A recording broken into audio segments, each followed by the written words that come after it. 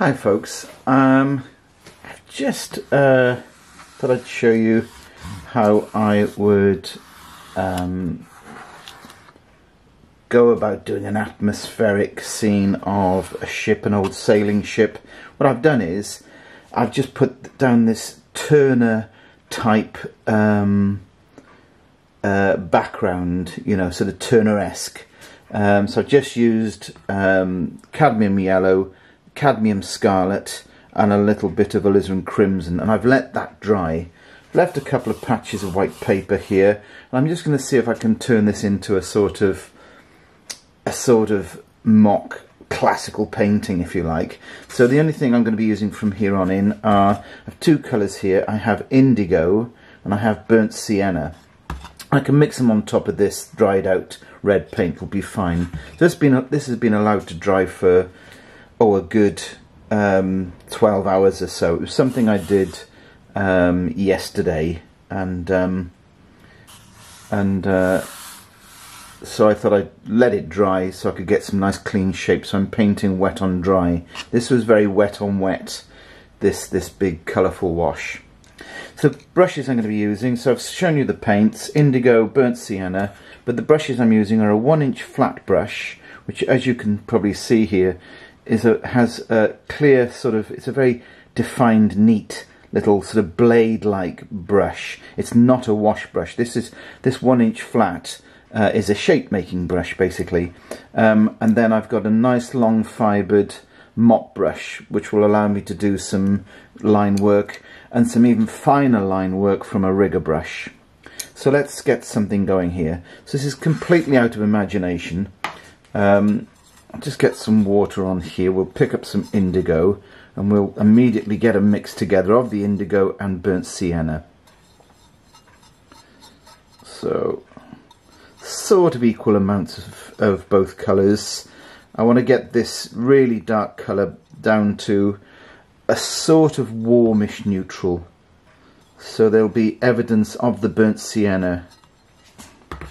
Now then, the first thing I'll start with is just the sort of hull. So we're looking at a ship, a sailing ship, that's facing us, sort of sailing towards us, if you like. And it's in silhouette, and it's very rich paint. There's a lot of paint here on this brush. What I'll do here is I'll turn to this brush and we'll put in here some sort of masts, maybe a sail here. We'll take that rigger brush next. We'll take that up here, and the rigger brush can suggest a lot of rigging, and I'll flip between these brushes, all three of them, as I see necessary. So this would be the main part of the ship itself. Sort of want to soften the edges a little bit, so I'll just tap a little bit of water in the general area just to soften things out and keep this atmospheric sort of feel to it, because I think it would look odd if there were just nothing but hard shapes around my ship, you know, when that's set against such lovely softness elsewhere. Obviously I want the ship to stick out, to pop out of the painting, and hard edges do that, of course, but nonetheless it's nice to get a balance between, so I'll dominate the ship, if you like, with hard edges, this with a little bit of softening.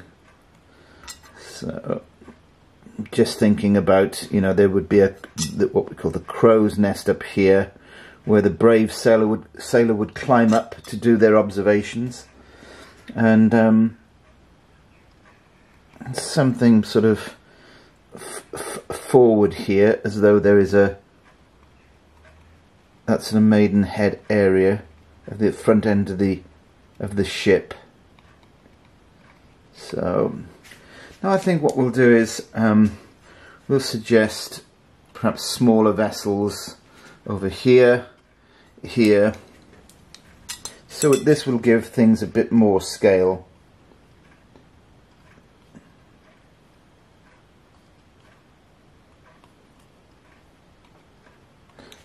And then perhaps if we bring in then a bit of reflection.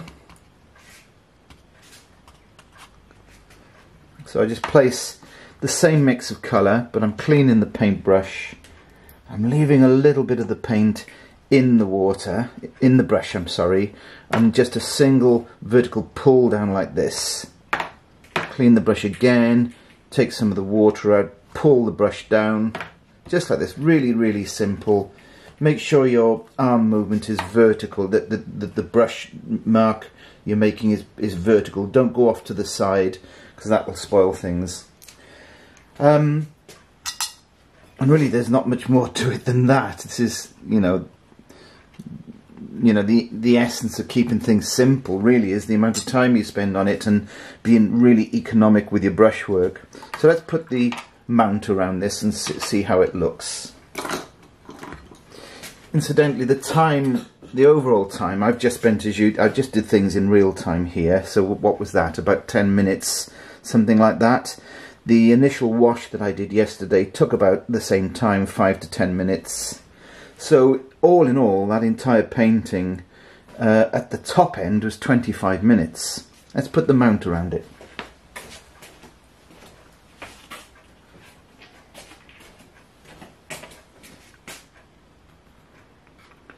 There. I mean, it couldn't be simpler than that. As long as you can sort of, you need to practice your wet in wet washes and use lots of paint, coupled with lots of water. You can pre-wet for the background. You can pre-wet the paper. Really let it soak with a couple of passes of a large brush and water, and let that water actually sink into the surface of the paper before you add your paint. Otherwise you'll be adding your paint and the water hasn't had a chance to actually be absorbed by the paper, and when that happens things can go just a little bit out of control. You're better off waiting for the water to waiting for the paper to take the water in a little bit. So you throw on your colours, cadmium red, cadmium yellow and a bit of alizarin crimson. Let that dry, and as you saw me do here, you can just place in the shape of your boat. If you're not confident to make these shapes of these boats like this, just, you know, you can Google images to get ideas of what they look like, and